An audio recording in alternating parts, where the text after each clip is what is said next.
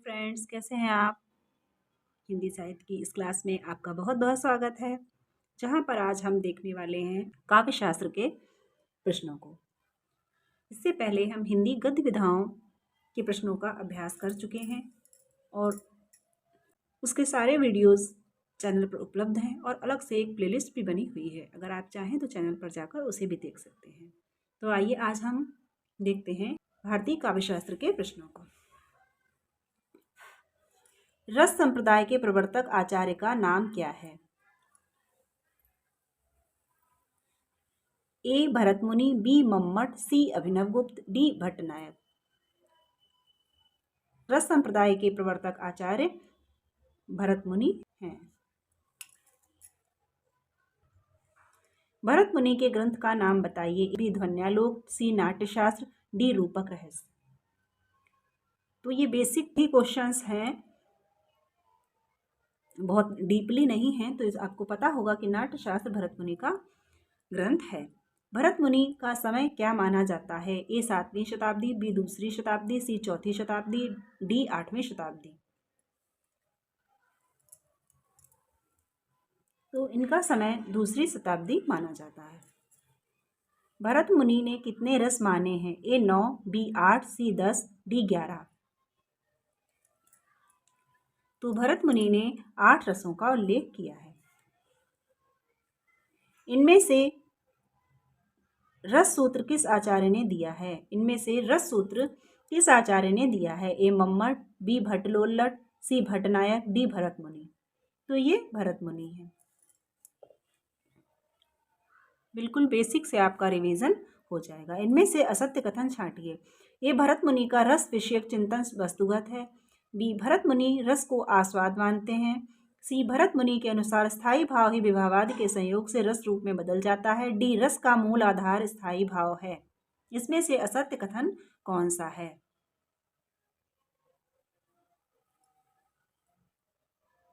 तो भरतमुनि रस को आस्वाद मानते हैं, यही कथन असत्य है, जब उन्होंने इसको आस्वाद नहीं बल्कि आस्वाद्य माना है। इनमें से कौन सा आचार्य रस सूत्र का व्याख्याता नहीं है? ए आनंदवर्धन, बी अभिनवगुप्त, सी भट्टनायक, डी भट्टलोल्लट। तो अभिनवगुप्त, भट्टलोल्लट और भट्टनायक रस सूत्र के व्याख्याता हैं, जबकि आनंदवर्धन नहीं। इसलिए ए सही उत्तर हो जाएगा। रस सूत्र के प्रथम व्याख्याता आचार्य कौन है? ए भरतमुनि, बी भट्टलोल्लट, सी भट्टनायक, डी अभिनवगुप्त। तो ये प्रथम व्याख्याता आचार्य बी भट्टलोल्लट हैं।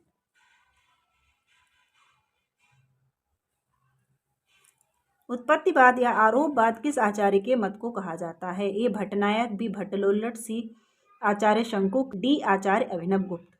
उत्पत्तिवाद या आरोपवाद किस आचार्य का मत है? तो ये है भट्टलोल्लट का। साधारणीकरण सिद्धांत के आविष्कर्ता आचार्य कौन हैं? ए भट्टनायक, बी आचार्य अभिनवगुप्त, सी भट्टलोल्लट, डी आचार्य शंकुक।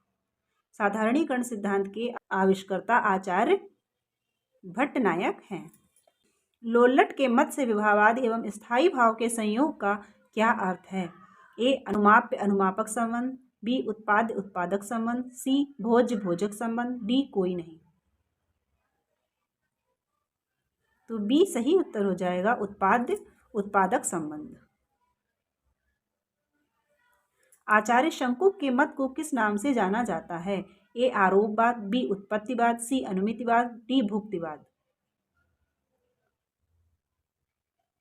तो आचार्य शंकुक के मत को अनुमितिवाद के रूप में जाना जाता है। चित्र तुरंग ज्ञान की अवधारणा का उपयोग किस आचार्य ने रस निष्पत्ति की व्याख्या में किया?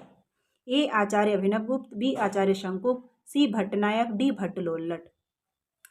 तो चित्र तुरंग ज्ञान का उपयोग आचार्य शंकुक ने किया। शंकुक ने रस सूत्र में संयोग का अर्थ क्या माना है? ए उत्पत्ति, बी भुक्ति, सी अभिव्यक्ति, डी अनुमिति। भुक्तिवाद किस आचार्य के रस निष्पत्ति संबंधी मत का नाम है? ए आचार्य मम्मट, बी आचार्य विश्वनाथ, सी आचार्य अभिनवगुप्त, डी भट्टनायक। तो भुक्तिवाद भट्टनायक के ही मत का नाम है। इनमें से साधारणीकरण सिद्धांत किस आचार्य का है? ए आचार्य रामचंद्र शुक्ल, बी डॉक्टर नगेंद्र, सी भट्टनायक, डी भट्टलोल्लट। तो साधारणीकरण जो है वो भट्टनायक का है। भट्टलोल्लट का है आरोपवाद, आचार्य शंकुक का है अनुमितिवाद, भट्टनायक का है भुक्तिवाद और आचार्य अभिनव गुप्त का है अभिव्यक्तिवाद।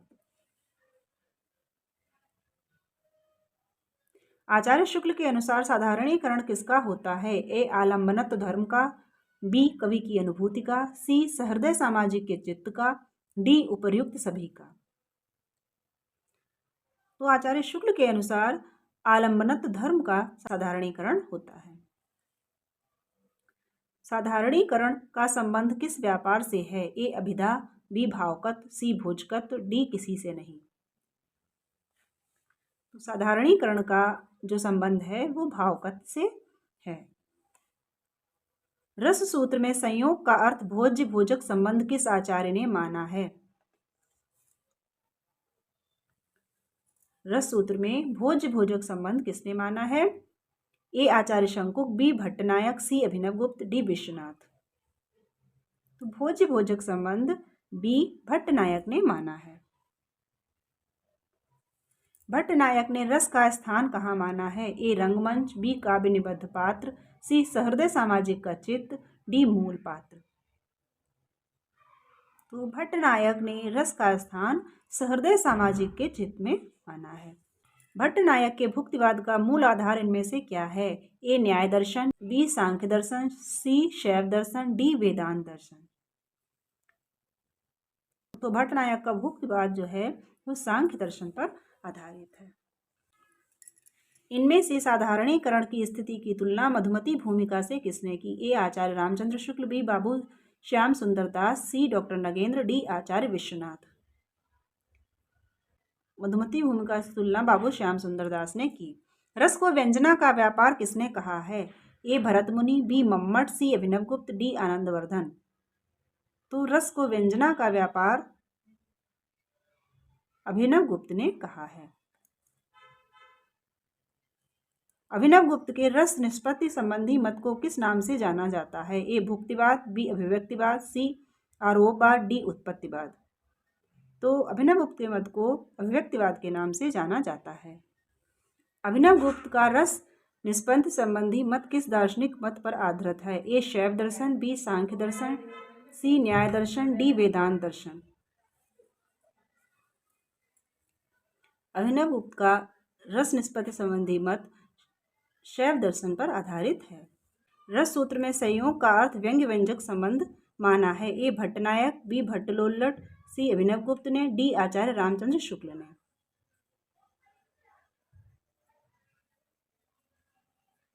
तो व्यंग्य व्यंजक संबंध अभिनव गुप्त ने माना है। इनमें से कौन सा कथन असत्य है? ए रस ब्रह्मानंद सहोदर है, बी रस की उत्पत्ति सतोगुण के उद्रेक से होती है, सी रस आस्वाद्य है, डी रस लोकोत्तर चमत्कार है।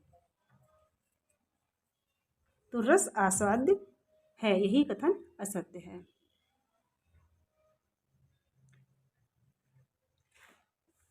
जबकि भरत मुनि ने रस को आस्वाद्य ही माना है। स्थायी भावों की संख्या कितनी मानी गई है? ए 8, बी 9, सी 10, डी 11। तो ये 9 मानी गई है। इनमें से कौन सा स्थायी भाव नहीं है? ए शोक, बी हर्ष, सी भय, डी विस्मय। तो शोक, भय और विस्मय ये तीनों स्थायी भाव हैं, जबकि हर्ष स्थायी भाव नहीं है। तो फ्रेंड्स, आज 30 क्वेश्चंस यहीं पर कंप्लीट होते हैं। इससे आगे के क्वेश्चंस को हम अगले वीडियो में देखेंगे। तब तक के लिए वीडियो अच्छा लगे तो लाइक कर दीजिएगा और चैनल को अब तक सब्सक्राइब नहीं किया है तो सब्सक्राइब करके बेल आइकन प्रेस कर दीजिएगा। धन्यवाद।